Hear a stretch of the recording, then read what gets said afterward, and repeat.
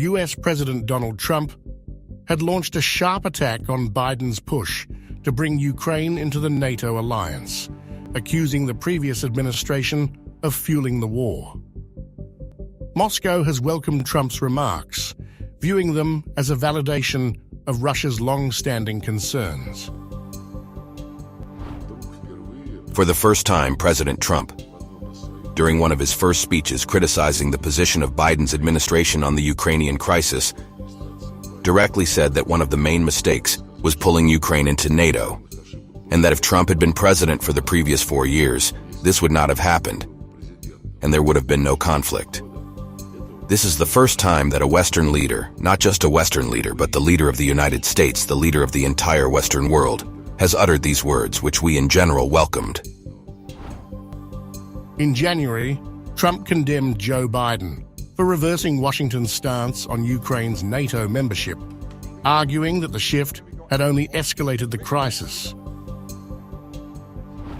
So, a big part of the problem was Russia for many, many years, long before Putin said you could never have NATO involved with Ukraine. Now, they've said that. That's been, written in stone. And somewhere along the line, Biden said, no, they should be able to join NATO. Well, then Russia has somebody right on their doorstep, and I could understand their feeling about that. But there were a lot of mistakes made in that negotiation. And when I heard the way that Biden was negotiating, I said, you're going to end up in a war. And it turned out to be a very bad war. And it could escalate. That war could escalate to be much worse than it is right now. They can never join NATO. Well, my view is that it was always understood. In fact, I believe that they had a deal, and then Biden broke it.